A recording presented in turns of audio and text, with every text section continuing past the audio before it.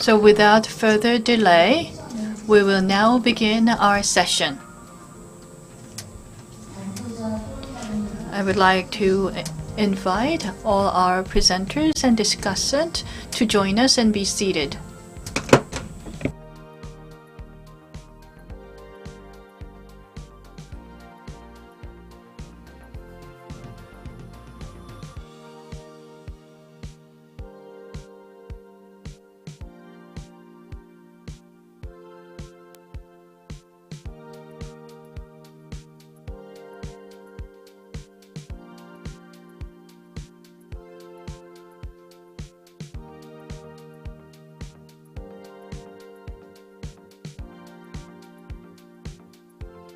Good afternoon. Today's session is on protecting and empowering women in conflict areas and fragile states. And my name is Ji-so Yoon, head of International Cooperation Center at KWDI. Since 2022, in a development week, we are organizing Global Korea Forum to look into the current development status of Korea and to seek future direction. Our research institute since 2020 have carried out a gender equal ODA conference. And this year, we are organizing this conference under the topic of protecting and empowering women in conflict areas and fragile states. And the need for support for women in this area have been mentioned continuously, but due to COVID-19 and due to war in Ukraine, this agenda and topic is drawing all the more attention. So through our session, we are going to look into gender-related initiatives and projects and hear from the actual activist and implementer of these initiatives on the ground. I would like to thank everyone for being with us on our very meaningful conference. And with this, we will officially begin our session. First of all, we want to invite Yoo Kyung-moon, President of KWDI. Actually, President Moon could not join us due to personal reasons, so I'm going to read out her opening remarks instead. Good afternoon. It's an honor to participate, and I would like to welcome everyone for joining our conference. We're going to discuss about protecting and empowering women in conflict areas and fragile states. I'm happy to join by many experts in the area. Haegu Lee and other staff, I would like to thank you for making this event possible. And this session is going to also talk about the current status of humanitarian support in conflict areas. Recently, in international communities, we are suffering from natural disasters, contagious disease, and under natural disasters and conflict areas, the vulnerability for men and women equally go up, but a woman is all the more vulnerable, and this has been proven over many researches, especially for women and girls in fragile states. They're exposed to conflict and also different violence. And international community has raised voice and concern on the situation in Ukraine. And also, maternal death is higher by fourfold in compared to men. And for young girls, they are deprived of education opportunity due to early marriages and work and labor. And women in fragile states are exposed to difficult situations. And international cooperation and unity is all the more important to cope with the current situation. We hope that today's forum can contribute in coming up with actual initiatives to contribute to protecting women in conflict areas and fragile states. I would like to thank all the discussants and presenters for participating in today's forum. And going forward, we're going to work closely with the relevant agencies to drive outcomes. We only have 1 month to go for year 2022. We hope that you have a great year end. And this was the opening remark by Yoo Kyung-moon, President of KWDI. So although we're not able to have President Moon in the podium, I would like to thank you for giving us this opening remark. With that, I would like to begin our session. Presentation will take place for 20 minutes and discussion will take place for 8 minutes. So as our first presenter, I would like to invite Chung-Hwa Kwon from World Vision. And the topic of her talk is on the refugee response and protecting women's human rights in Ukraine.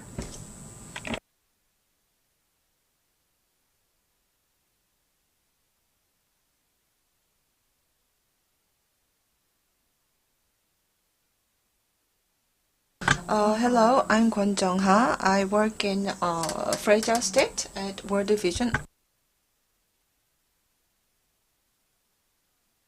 So today I'm going to talk about the refugee situation in Ukraine, particularly with a focus on women protection. So these are what I'm going to talk about, the current situation in Ukraine. Although there is an extensive media coverage, but still the refugee situation, what's really going on the ground, I'd like to talk about that. And second, women's vulnerability due to conflict. So, and how we are dealing with this situation and what kind of direction we would like to take. And last, I want to talk about some considerations to protect women and children and what kind of activities we are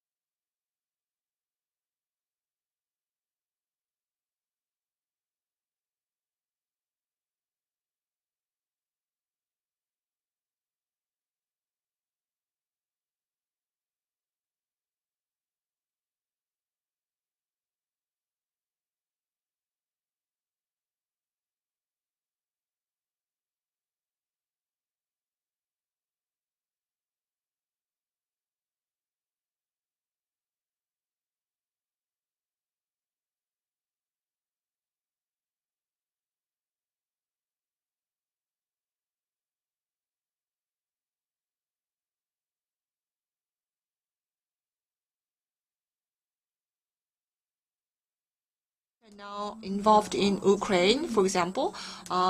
So because of the electricity shutdown, it's impacting not just Ukraine, but other nearby countries as well. So I want to look at the situation from two perspectives. One, internal situation, and second, external situation outside Ukraine. Internally, so the displaced people or refugees is about 500,000 by now. Returnees are about 5.9 million people. So IDP, internally displaced people, are people who are forced out of their home base and forced out of even the country. Returnees mean the people who were displaced but are now back. So about 9.5 million returnees.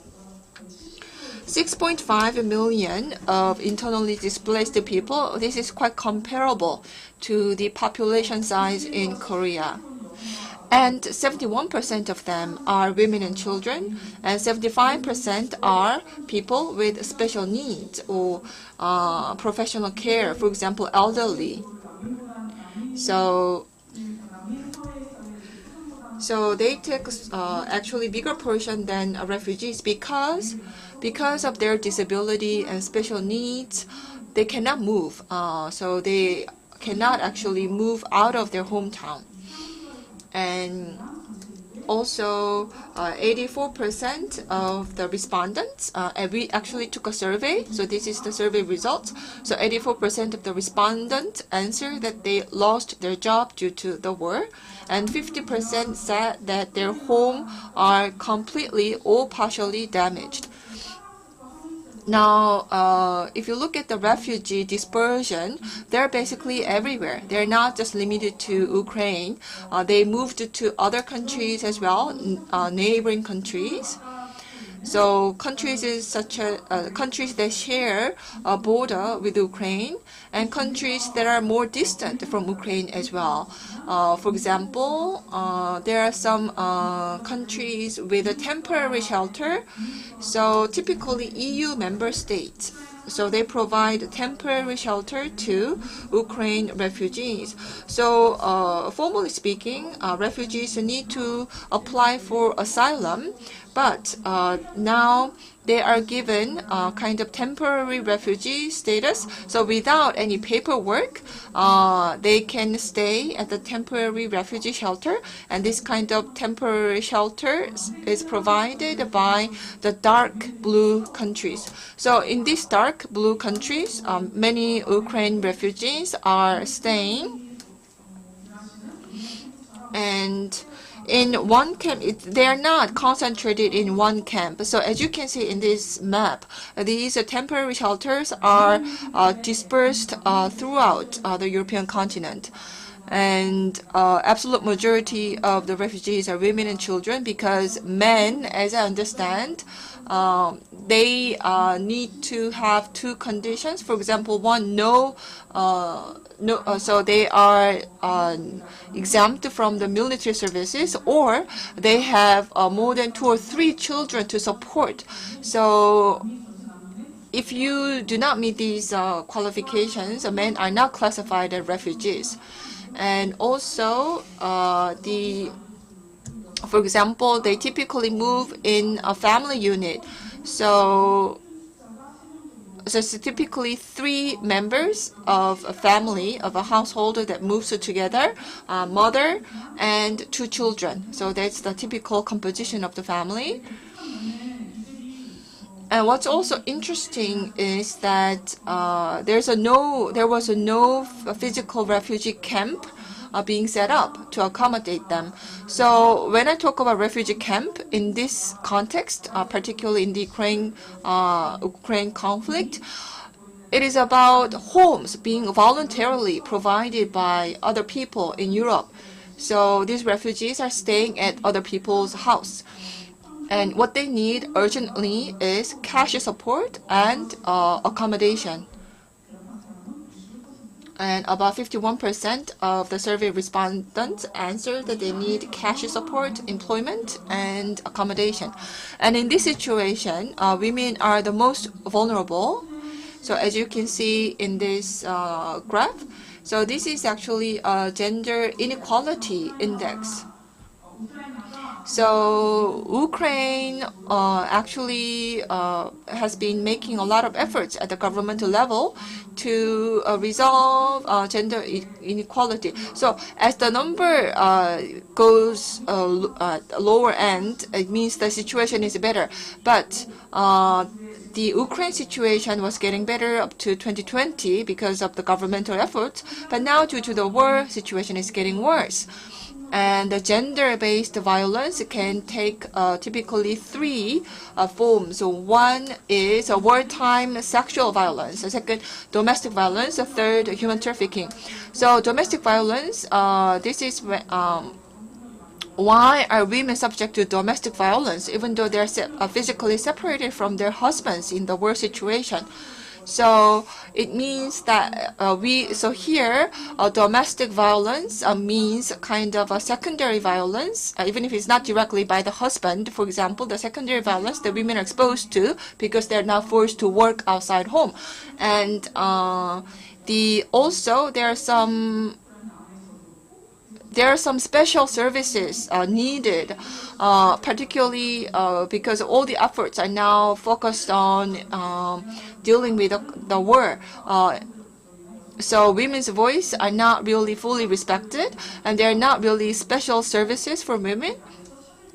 And there's also discrimination as well.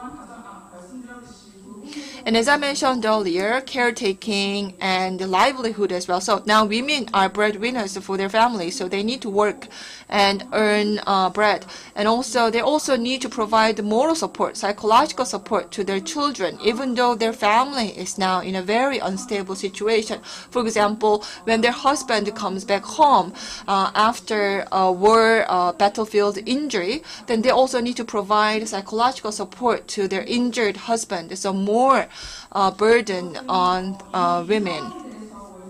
So this is World Vision's response to this situation. And just to sum it up, our focus is on food provision and cash support and education as well.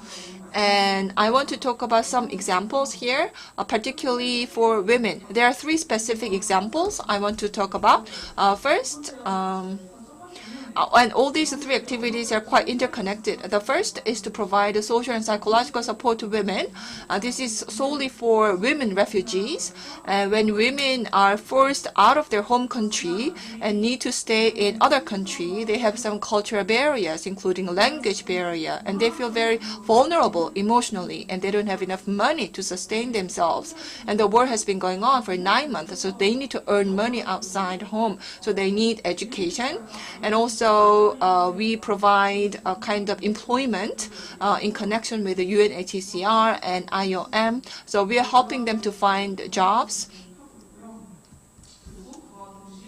And also targeting them, we are providing art therapy, for example, or music therapy, or sport therapy activities for these women and their children as well.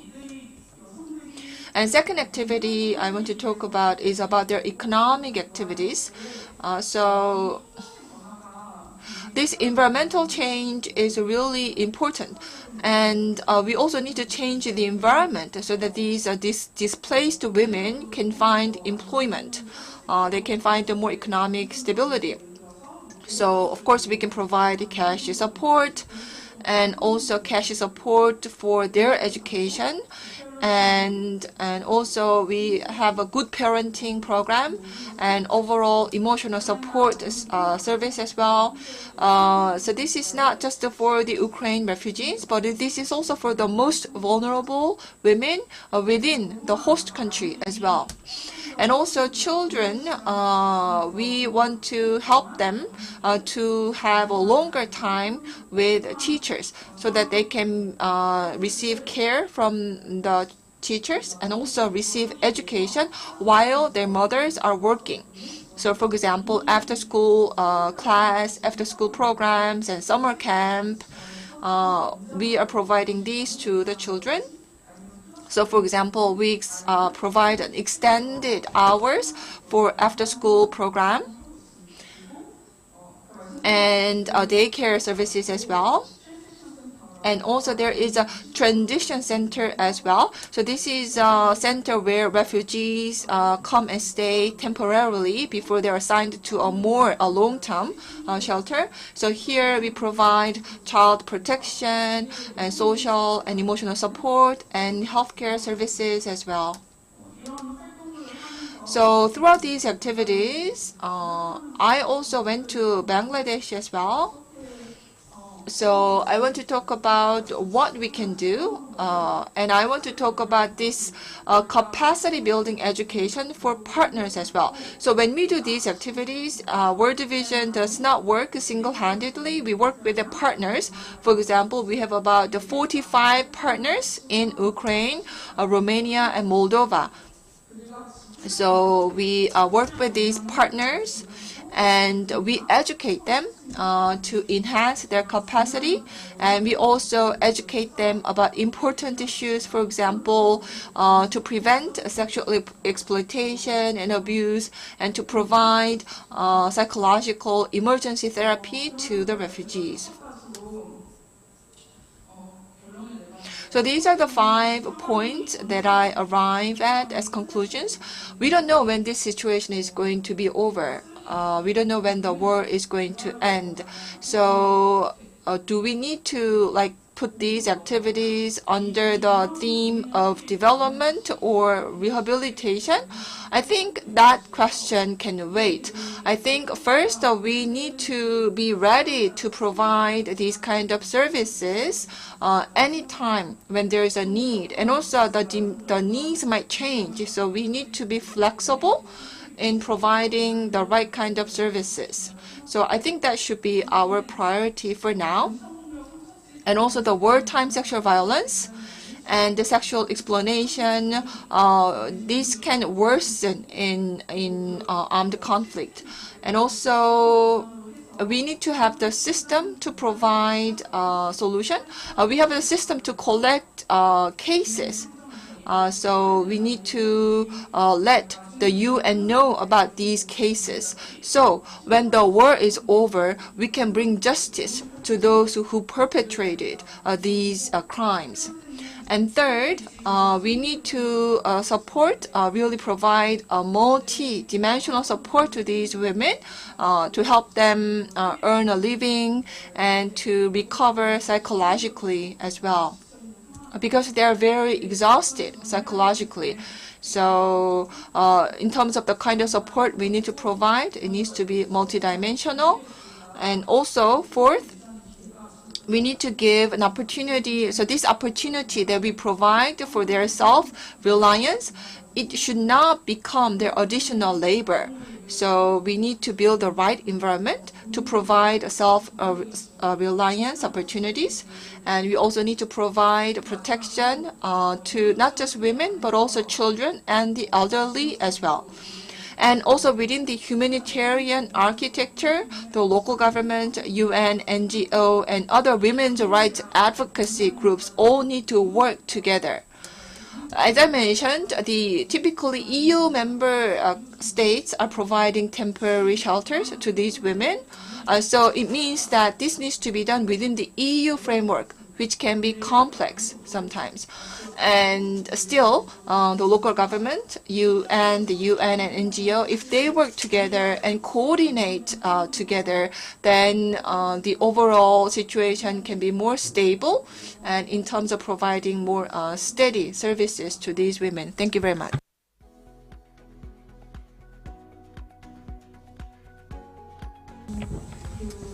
Thank you for that presentation. As the situation in Ukraine continues on, it's not easy to understand the current status of female refugees in Ukraine, but to join us, to give us an opportunity to listen about what is actually happening on the ground is an invaluable opportunity for us to learn. Thank you for that. Now I would like to invite team leader Sun Ju-gong of ADI. The topic of her talk is on enhancing the psychological development for women living in Bangladesh and Pakistan. My name is Sanju Kong. Very nice to meet you, and thank you for that introduction. A while ago, we were able to hear about some of the programs in Ukraine. The Ukraine war took place this year, but the case that I'm going to talk about actually took place after the World War II, and the issues started to exist even since 1948. First of all, regarding Myanmar, I would like to go into the issue of Rohingya minority groups. After the World War II, Rohingya experienced discrimination and sanction and were isolated. And there were genocide in 2017. There were 400 houses that were burned down, and massive genocide took place. And because of this, many fled to Bangladesh. So as you can see, 1 million people, or here it says 945,000 people have moved to Malaysia. And at that time, about 600 to 700 people moved to Bangladesh, to Bangladesh. So Myanmar and Bangladesh is very closely bordered, so they were forced to move. And at that time, in the 90s and afterward, about 200 to 300 Rohingya people had to move. So in total, 1 million people had to move to Bangladesh and live in refugee camp in Bangladesh.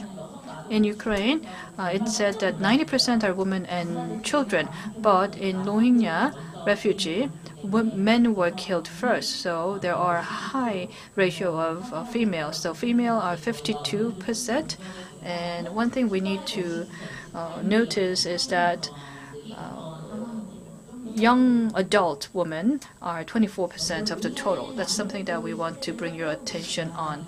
When you look at the current status, in 2017 there were a massacre that took place, and until 2022, which is this year, the situation for overall Rohingya people were that they lived in a camp which was isolated, and they need to get an approval to go outside of the camp. Employment was prohibited, and they worked as a volunteer at a very low cost. Mobile phone and laptop were prohibited. Internet could be used, but the limitation was to use only up to 2G. And when it comes to education, only basic minimum education was provided. So when these children grow up, there is question and doubt whether they can actually carry out economic activities. When you look at the realities, they did actually experience a genocide.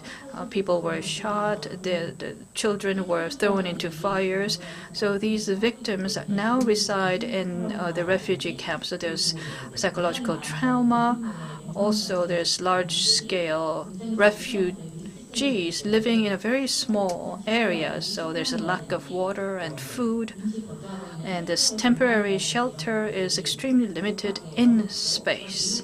Also, medical service, and there are health clinics, but not enough health service that is available to people in the refugee camps. So there are limited human rights issues. There are human rights issues here, but there's also limitation of human rights because the refugees are women. So on top of what is already very challenging. So first set of issues is that it's not a gender equal society. There's also social and religious norm that is very unique to Rohingya. And as you know, in Muslim there's a Pada culture, or when you want to go outside, you have to get a permission from your male family members, and you have to cover up. In clothes, there's limitation in freedom of expression. There's also limitation in external activities. On top of that, there is this military conflict coming from Myanmar government, and because them being women, they have unwanted pregnancy and abortion, and they're exposed to sexual crimes and violence. And these women used to stay at home in domestic space, and during conflict areas, people tend to lock up these women even more because of conflict situation. So they become more isolated. And they don't want women to go out or become or have stronger voice. So they made it sure that women are not seen in an external environment.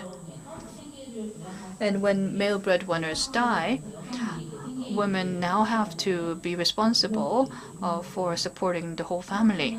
That's one threat. Third is that during the COVID situation, things aggravated. Women who stayed at home even increased. And they couldn't go out even before, but during COVID, there were even stronger isolation and detention. So they had to stay home with bread owners, and then domestic violence went up. And within Rohingya community, there is polygamy that was allowed, and schools were shut down, and they were exposed to free child rearing and caring labor. And because during COVID, there was lack of international community support, so the food consumption and consumption frequency went down, and they had to reduce the amount of food that they consume as well as frequency. And there has been some forced marriage and early marriage that took place during COVID. The women's human rights issue is actually aggravating, and I want to introduce the case in Adi. And we worked in Cox's Bazar in Bangladesh, and we visited refugee camp number 14, and we provide psychological consultation in the refugee camp. As you can see, you see the water reservoir, and that's the refugee camp, and we have the women's consultation center. So trauma healing model is what we offer. So these were the survival of genocide, and they had severe trauma. So we worked toward stabilizing their mental health, and then we made it sustainable, and then create linkage with social activities, building relationships, so that this protection can continue even after consultation end. So we developed a genocide trauma treatment model. Our program was possible as part of KOICA's support, and we have done this until 2018. And we nurture consultants and counselors and provide training for these counselors to become psychological counselors. And 25 trainers were nurtured, and they provide psychological consultation to the victims. We also need independent space for these women, only for women. So we set up healing and treatment centers for women so that they can take off their hijabs when they talk. And also we pay visit to their homes as well to support them. And at the time when we did a demand survey, because these women stay at home, they were isolated from isolation. So they lived in a world of their own. So this aggravated some of the issues that they already had. So in order to overcome this isolation issue, we organize meetings for them to gather together to support one another, and we provided psychological support. Networking was created. 100 million people had to be forced out of Myanmar. So all these people didn't know one another. but then they came to learn about who their neighbors are and made friends and a relationship. We currently still run these meetings, and we also nurtured volunteers so that they can carry out their social activities without being isolated. Also, because of conservative social norm, it was difficult for women to go outside of their home, so we created some protected space. It's same in Ukraine, but the problem is the livelihood all the time. So providing support for livelihood was critical. We hired the volunteers and we gave wages for these volunteers so that they can earn a living. Also, these women can, because they couldn't get a job and they only can stay within the refugee camp. So in order for them to have economic value created, we ran a program for community business. And for Rohingya, the literacy rate is very, very low.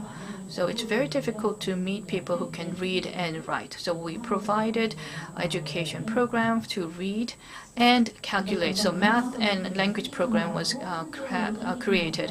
And Santikana is something that we created. Santikana means house of peace. I'm sure you would understand what this would mean for them. And now we want to move away from Rohingya and then go to Palestine. When Israel was established, the current land where Israel is living had to force some Palestinians living in the area out of that area.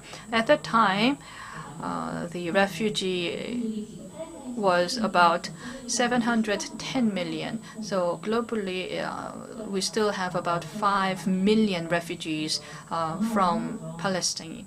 So that's a larger number of people. So as in Palestine, just like Rohingya, they do have autonomous area that was approved by the global community, but not by Israel. And currently, Israel army is in the Palestine autonomous area, and the houses are destroyed, and olive trees are burned down, and settlements were built. And UN proclaimed that this is illegal premise, but then with this premise, they're driving out these refugees. So it's a very complex issue. But Palestine governments sometimes have the autonomy, but some areas Israel has the autonomy, but Palestinians still live there. And in that region, there are some discriminative law being applied, and that's why people suffer. And also there's the segregation wall and there's checkpoint. Only when you go through that checkpoint, you can go back home. So when you want to meet your family or go to work, you have to go through that checkpoint. Sometimes people even give birth at a checkpoint because you cannot go to the other side. And amidst such situation, what is happening to Palestinian women? Just like in Korea, women's social status is very low. I'm sure you have read through a lot of the news articles, but there's honor killing even nowadays. And not long ago, there was some dispute on the property heritage, and women were hit in her head, and she died. So it's very difficult for women to exert their rights. There's domestic violence, there's early marriage, detention, rape. So this is something that we can see. So this is a gender-based violence that we even see in Korea. And there's also additional violence coming from Israel occupation, sexual violation, physical violation. And on top of that, during COVID, women were exposed to different issues too. And in Palestine, those people who were in care industry, they were fired during COVID, and so there was a high unemployment rate for Palestine women. So these women who were engaging in housekeeping and child rearing, they lost their job due to COVID-19 situation. At ADI, we have 2 centers in Palestine. So we have a Women's Support Center for conflict areas. So women with good education do not have a job. So we find these women, train them as an activist, and these women can go back to their own organization to be an activist in their local area. And also, they're working toward educating women on empowering women. And they also form organization of their own. And they also generate and publish their own report on women's human rights.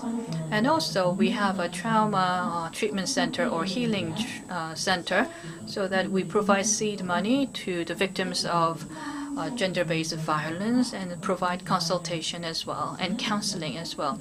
We also carry out campaign and provide different funding.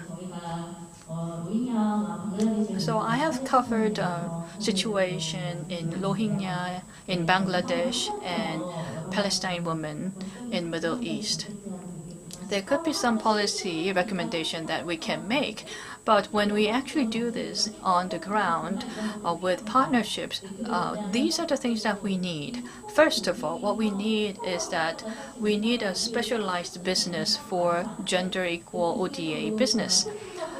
So carrying out very specialized project is what we need. In 2000, we had some special project for conflict areas. So this was 100% support without grant. So it was 100% grant without. So many of the women institutions were not able to provide the support in the past because they didn't have the grant that they can match. ADI was one of them. So this kind of gender equality ODA specialized business, I believe, could contribute to further support for gender projects as well as for some LGBT support project as well. So in order to do a program, we need funding and we need support. Second thing we need is that we need to grow and nurture local organizations at a grassroots level. We have many organizations, especially in Palestine, because they had this activity for the last 70 years against Israel. So there are many women organizations, and there are lots of women initiatives, and they want to carry that out, but they have lack of funding and there's no support for their growth. It's same for Rohingya as well. So we need to support a grassroots organization, and if we can do that in Korea, that would be ideal. Also, we need various support for nurturing people and running the organization. And because conflict areas are very difficult to access, we need multilateral support at a grassroots level. In Korea, it's very difficult to change the gender norm, even in Korea too, right? So that's why we need long-term and regular business. Short-term projects like 1-year or 2-year programs cannot contribute in alleviating gender-based violence in the region. Last but not least, we also need different education in multiple disciplinary to enhance capability of women, and also creating income is important. Women's work or sphere is related to all walks of life. So if we can do projects around income creation, that would be great. And also in detail, if we can carry out gender-specific business or projects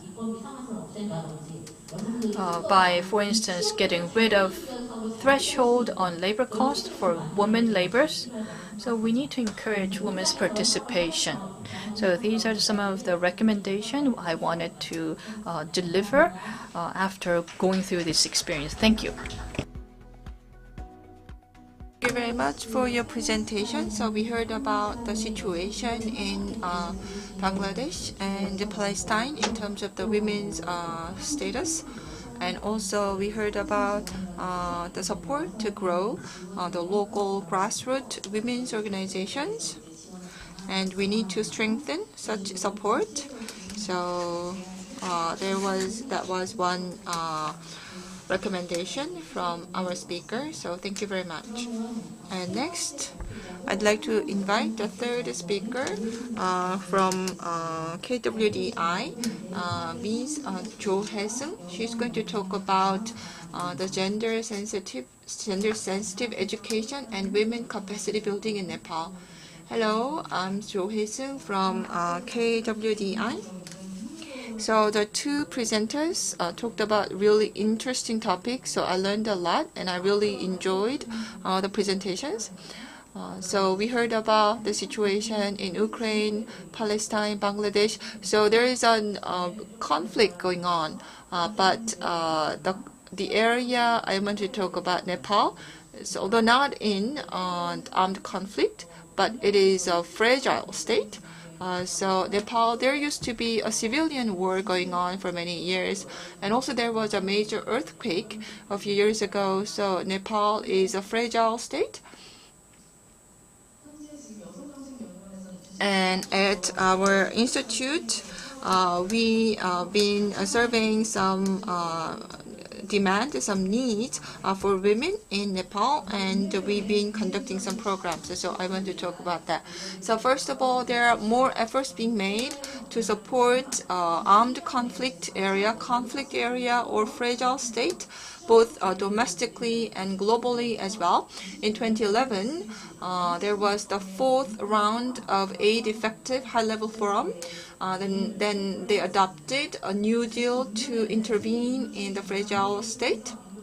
An SDG includes a human rights goal in 2016, and World Humanitarian Summit in 2016 adopted humanitarian support development peace nexus.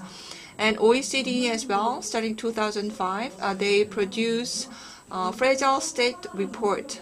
So I will refer to this report throughout my presentation when I talk about fragile state. And Korea also is making efforts. In 2012, we received a recommendation from OECD DAC that we need to build our own support for the fragile state. So as per that recommendation, in 2017, Korea announced a strategy to support the fragile states. And this is also reflected in our 3rd International Development Cooperation General Plan in 2021. So we now expanded our humanitarian assistance for the fragile state. Starting 2015, KOICA set aside a separate budget for supporting the fragile state and conflict state. But here there's not enough discussion about helping women in the fragile state yet, although we are making efforts, but still I hope to see more efforts and discussion going on this topic. So with that in mind, I want to go into my topic. But first of all, I want to talk about the concept and status of the fragile state. There's no internationally agreed definition of a fragile state, but if you look at various international aid donor agencies, they have their own definitions and criteria for fragile state based on their own data. So they list fragile state, and they announce the list. So basically, there are some commonalities among these countries. For example, they don't have enough institutions. They're typically in conflict or in disaster and in poverty, and the state cannot function as a state, basically. So we here talk about fragility or fragile context. So recently, rather than calling a particular state a fragile state, we kind of received a criticism about calling a country a fragile state. So nowadays, we prefer to use the term fragility or the fragile context. So when I talk about fragility or fragile context, what I actually mean is like a fragile state. So there was a recent report by OECD. So 60 states are classified as a fragile state, and out of which 15 are classified as extremely fragile state. So 24% of the global population are now living in the fragile state, and particularly due to the COVID-19 situation, the fragility increased significantly around the world.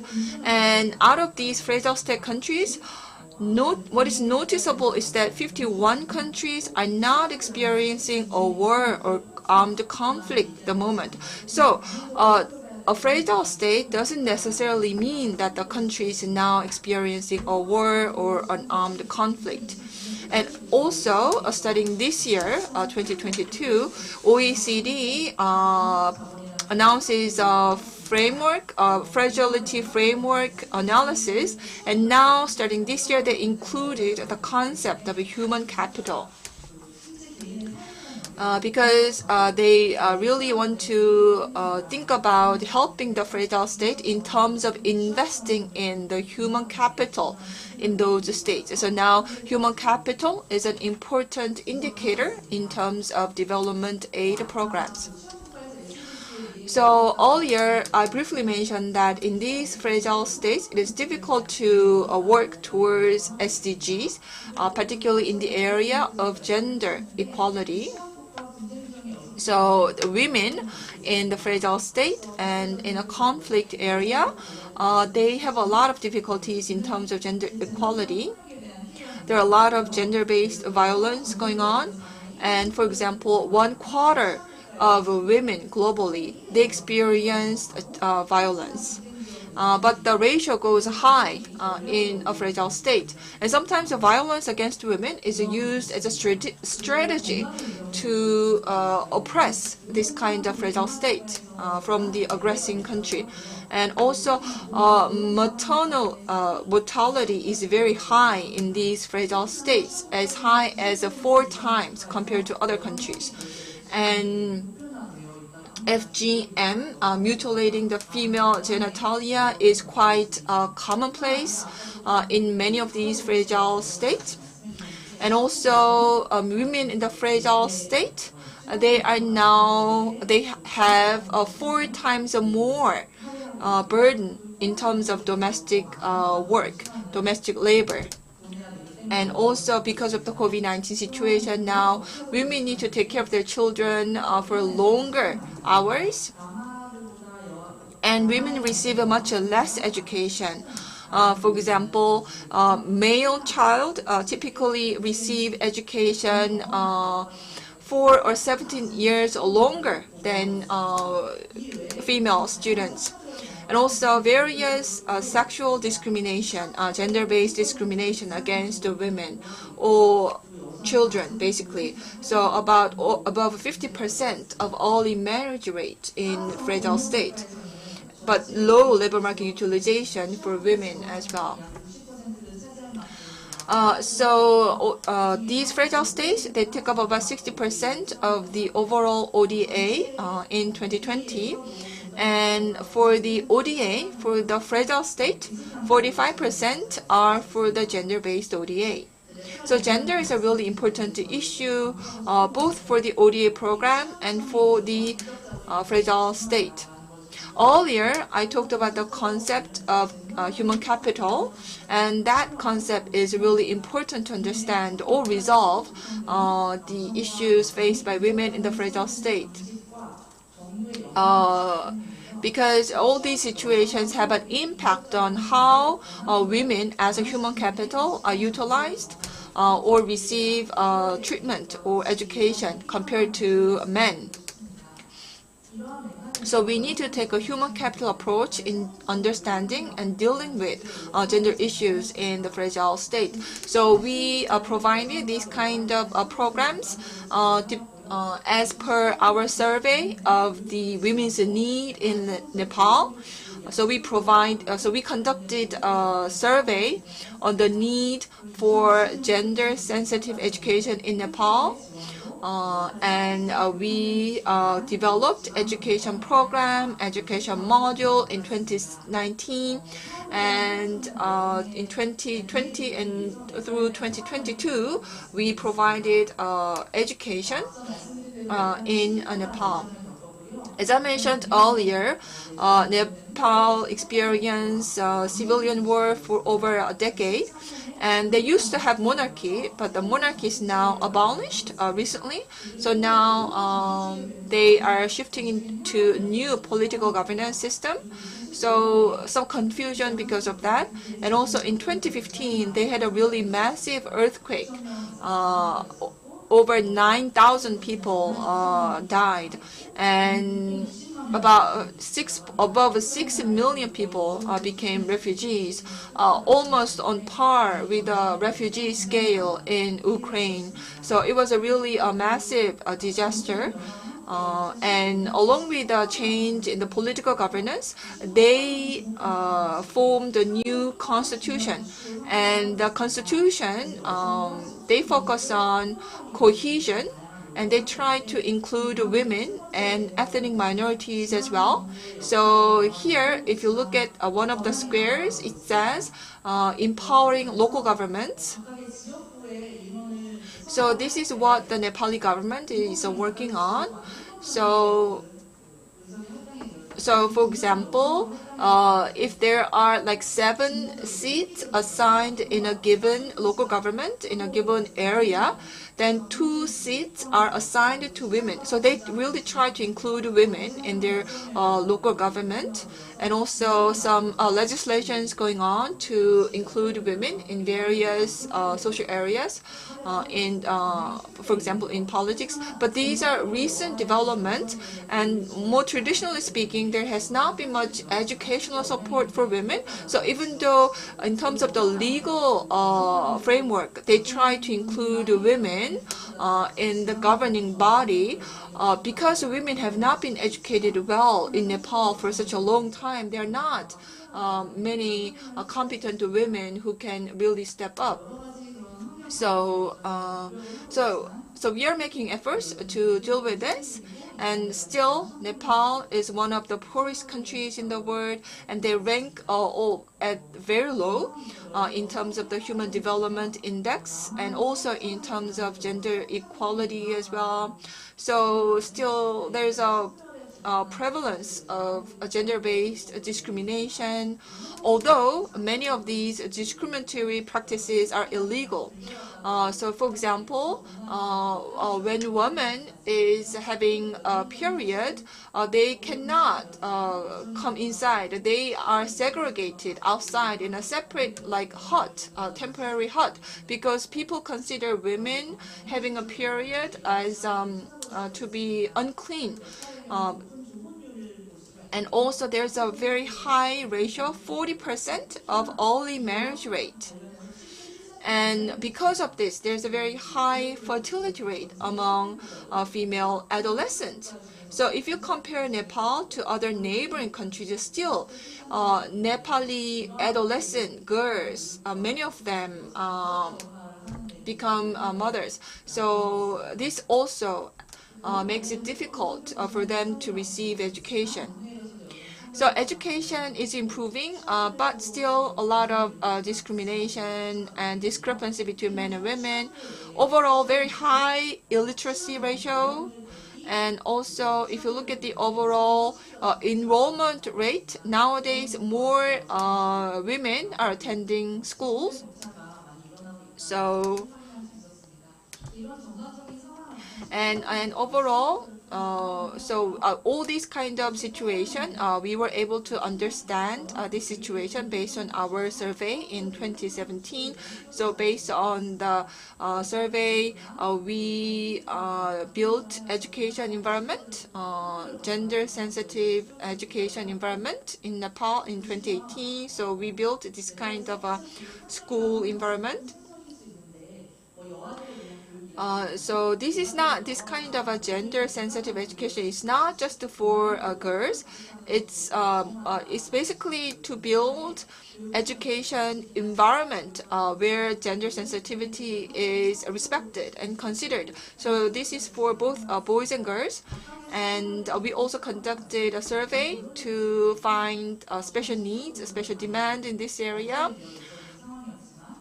As I mentioned many times, so despite such an effort, there was still some gap between policy and the reality at school. Particularly, the gap was really pronounced in local communities. So these were some conclusions that we came up with. So based on that, we developed an education program for local government employees to help them have better gender sensitivity. And we also signed an MOU. We developed education module in consultation with experts. So this is a sample of the education module. So you can see what's the contents, the education contents here. And thankfully, starting 2021, we also received support from KOICA. So thanks to KOICA support, we can provide this kind of education sessions. But due to COVID-19, some training opportunities were canceled. We wanted to be on the field, on the ground, but because of COVID-19, we couldn't do that. So we have online education programs instead. And in 2021, we utilized the training education module that we developed. But in 2022, we revised the contents more. For example, the STEM education for female children. Still, there was not much understanding about this. So we thought that we need to improve on the STEM education for girls in Nepal. Now I want to talk about some program outcome and also limitations. So once again, the education was to improve the capacity of the local government employees based on the demand survey that we conducted prior. And many local government employees in the area of education, we were able to increase their awareness of gender sensitivity. So many different local governments participated in this education program. So the outcome that we were able to provide this kind of education to local government, that was a great outcome. And also, as a result, their score became higher compared to before taking the course and after taking the course. And because of this education program, we were able to identify further action plan, and we were able to build a network for gender sensitivity education. For example, in network between the central government and the local government in Nepal, and network between Nepal and Korea. And so this kind of network will be the foundation for our future work in Nepal. And due to time limit, instead of going into more details, because we were providing this education online, there were some regional gap that we were able to see in terms of the internet environment. And also, because the course was done in online, we were able to see the digital divide among regions. So we going forward, we will come up with a more specific action items, a more effective action plan. So this is the conclusion. So I want to first focus on Nepal.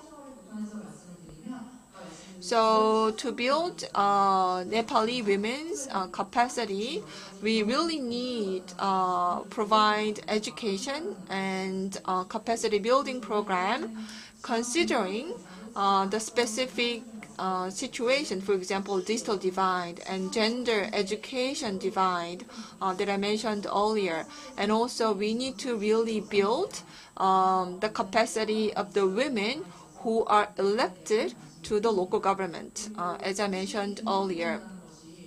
And gender code of conduct, the more these or gender-based rules, rules for gender equality, all these things, we really need to think about this.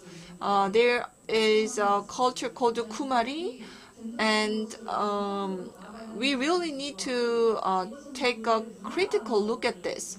We cannot just accept that this is just part of their culture.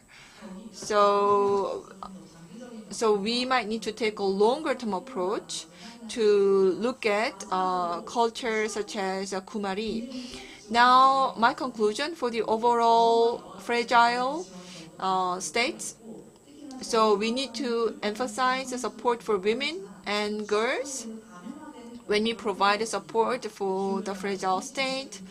And also we need to analyze gender sensitivity regarding multi-dimensional fragility.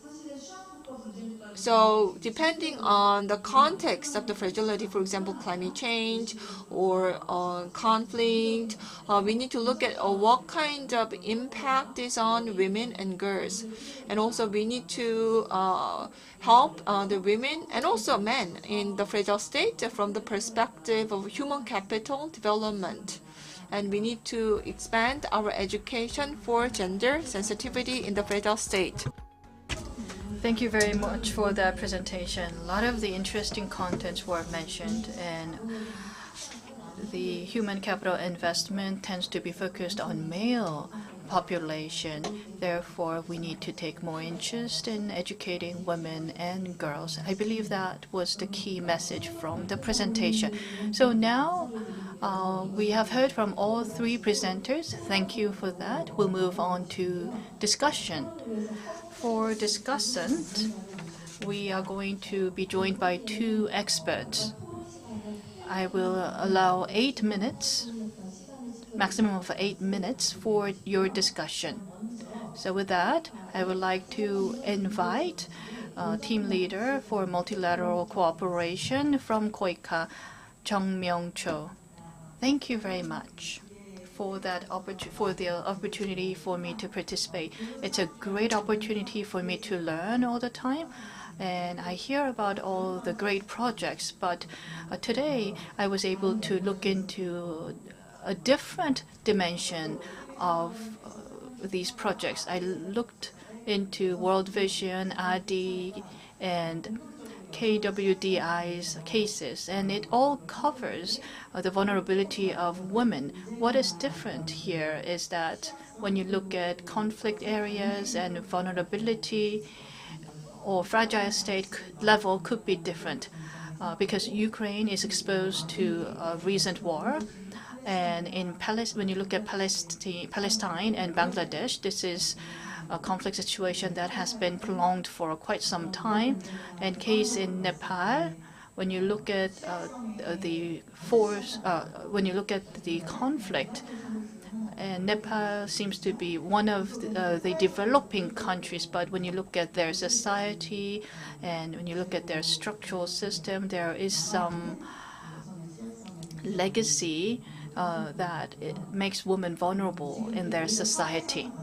As we have seen in different cases, depending on the level of development of the country and also the seriousness of the conflict itself, a woman, regardless of all these different environments, they're relatively in a very fragile state. I believe that is something that we need to bear in mind and be aware of. So then we will need to provide various types of support. So what would be the most effective and optimal support is something that we need to think about. And having said that, each of the organization gave us very good case examples, and I believe that will serve as a great example for us to refer to. In a conflict situation, especially in war, you need physical protection as well as mental protection. So that is mostly about protecting human dignity.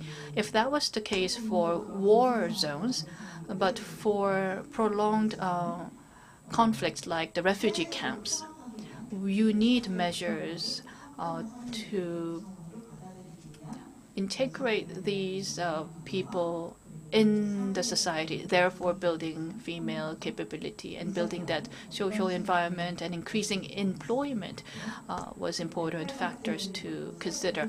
In Nepal, when you look at their social structure, capability building is of course important, and also increasing and improving awareness of other counterparts, like male counterpart, would be an important factor. So I think these are the observations that I had. Also, on top of that, each of the organizations have done these projects already. So outside of the countries that you mentioned, and there were a lot of cases like this in other countries. So this kind of great best practices and best model is something that we can refer to and maybe roll out to other organizations in other countries. That's one idea. Another thing is this model is all good, but we provide this project out of goodwill. But in order for us to secure continued funding and continued resource, we need to be able to measure the impact, not just the goodwill side of it. When you look at development outcome, it's very difficult to prove that development impact. And for humanitarian projects, it's all the more difficult to show impact. But as you have built the business model, once we accumulate good experience, I believe we will be able to present some outcome or present some result and impact to other stakeholders. So at KWDI, regarding humanitarian support, our team is actually covering humanitarian support. And not just government humanitarian support, but we want to work with NGOs to support conflict areas. And we are working in India to provide acute and chronic conflict area support. For chronic conflict area, we provide long-term project, and for acute emergency situation or conflict situation, we provide emergency funding for these conflicted areas starting last year. For these projects, we are joined by NGOs because they have local expertise and domain expertise. So we want to work with NGOs, and we hope to see increase in long-term humanitarian support projects. And also,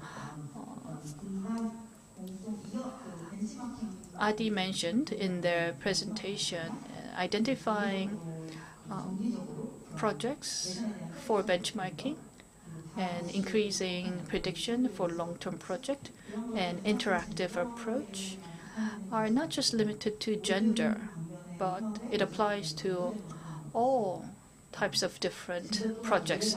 Of course, gender is no exception. Gender is known to be a cross-cutting issue, but I was able to confirm that gender is no exception. Thank you. Thank you very much. And now I'd like to ask Professor Song Ji-sun at Korea National Diplomatic Academy. Hello. First of all, thank you very much for inviting me here, and I really enjoyed all three presentations, and I learned a lot. First, based on the presentations, I want to share my thoughts and what we need to do in the future. First, throughout the three presentations, I was able to see once again that women are really fragile, vulnerable, not just as an individual, but as a family member as well. So depending on your situation, women typically is exposed to various types of risks. It could be health risks or other types of risks, and I learned this from the presentations. And all the presenters talked about on the field program, and also RDs and World Vision's programs were mostly about gender specific programs. So maybe that is why I have this impression, but still we tend to see women as victims. So I want to question that. But nowadays women are now agenda setters in OECD. OECD emphasized that. OECD emphasized that women needs to be agenda setters. But in many ODA programs, women are often perceived as victims and as just a passive recipient of these programs. And of course, for victims, we need to provide really urgent care. But when we try to rebuild a country in conflict, then when we provide support to women, we cannot just view them as victims. And also this kind of support cannot be just done by NGOs. It needs to be done with participation from the government and the international community as well. As Dr. Jo mentioned at the beginning of her talk, in 2010, if you look at our strategy, still we classify women as just fragile people. So I think it's a bit unfortunate. And particularly in fragile states, when we provide support to women, in terms of the development aid diplomacy, of course, we need to discuss gender-based violence. Earlier, the speaker talked about the need to collect cases of gender-based violence against women in conflict, for example, in Ukraine. I really agree. And also, when the war first broke out in Ukraine, the UK, they began PSI, Preventive Sexual Violence Initiative. So, and right after the war broke out, in the UK Parliament, they talked about the need to assess the situation about violence against women. And that was actually reported in the media. So we have a similar initiative in Korea, but I hope to use that initiative more proactively when a conflict breaks out. And we need to raise people's awareness about this kind of initiative and the need for it. And now, for example, we talk about promoting development, cooperation, diplomacy as a way to pursue SDG and human rights. But we really need this kind of initiative. And also, as I listen to the situations in Ukraine and Palestine, I felt that we need to improve our institution framework in Korea. And as a team leader from ADI talked about, we need to work with the local organizations. And of course, I might be mistaken, but Korea, there's not much institutional framework to provide support to the local NGOs, to the local organizations. So to have a more effective aid program, perhaps we need to have we need to support more local organizations. But to do that, we need to revise our institutions, laws and regulations, and also we need to work with the NGOs as well and with other stakeholders as well. Overall, we need to increase the stakeholders' awareness of this kind of need. Last, I know I don't have much time left, but the question that came to my mind is that as I was listening to the situation in Ukraine and Rohingya, in this kind of humanitarian crisis, the relationship with the host country is very important. Palestine, in the case of Rohingya, so I don't know how positive the relationship is with the host country, but in the case of the war in Ukraine, it seems that there is a positive relationship with the host country, as I see from the media coverage. So this kind of difference in the environment, I'm curious if that makes a difference in terms of the effect of an aid program.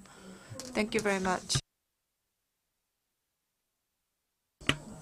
Before we close our session, I would like to give our presenters to conclude our session. I wanted to give 1 minute to each presenters, but to also ask question that I have is that my question to Chung-Hwa Kwon is, although Professor Song mentioned this, the collaboration with a grassroots organization was mentioned by you, but cooperation is important, but also having trusted partner is very important for local activities. So what is the criteria for selecting a trusted partner? Do you have a process that you devise? Or I have a question to Dr. Cho. And you also talked about gender awareness training for local municipal government officer. But as a next step, as a project manager, what are some of the things that you would like to recommend? For instance, in Nepal, do you want to roll this out to other provinces? Or are you going to roll this out to curriculum development such as STEM? So what is an important next step for you, Dr. Cho? And I also have a question for Sun Ju-gong. And you covered Bangladesh and Palestine's refugee camp. They're the same conflicted area, but the context and environment of conflicted area are very different. So recovering and treating and healing women's mental health would be a very difficult thing to do. So what are some unique challenges in each of the region or each of the conflict areas that you have seen based on your experience? So we don't have much time, so I don't think we have time to accommodate question from the floor. If there are questions, please let us know, and you can directly ask our presenters after the session. With that, I would like to start from Ms. Chung-Hwa Kwon for closing remark. Thank you. Thank you very much for your comment and question. So the question that you gave me and also the question that our moderator gave me, I want to answer them first, and then I want to close my comment. So the situation in Ukraine, thankfully, the host country, they have positive view. That is my impression. So I've been to Bangladesh as well. So I've experienced the situation in Bangladesh. So although I cannot enter Ukraine due to our policy, but as I was working with the refugees in neighboring countries, I could see that there's a difference in the host nation's attitude. I think it may be due to the positive media coverage, favorable media coverage, and host countries' policies as well. But history, I think, was an important factor as well. So, for example, when the national borders were not what they are now. For example, in Europe, the national borders have changed a few times. So maybe here in these neighboring European countries, they feel quite close to Ukraine. And as a Korean, to me, they actually seem very similar. So maybe that is why the host countries tend to have a positive view on, favorable view on Ukraine refugees.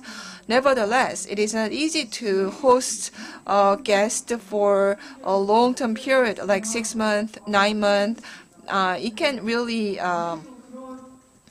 it can be inconvenient. So I'm worried about these Ukraine refugees overstaying their welcome in the host nations.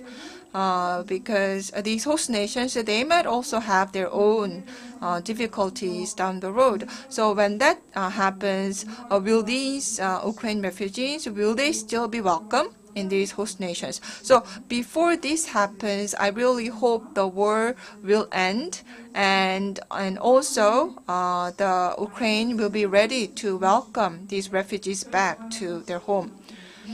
And second, we work in team, and one of the team name is a partnering and engagement. So when we select a partner, the team is in charge of the overall selection process. So, for example, we have our internal procedure and criteria to choose a partner. So, this partnering team is in charge of collecting information about a potential partner and interviewing them as well, and understand what kind of support and education we need to give to this partner should we decide to work with them, and actually providing those education and support to the partner. So that is done by our partnering and team.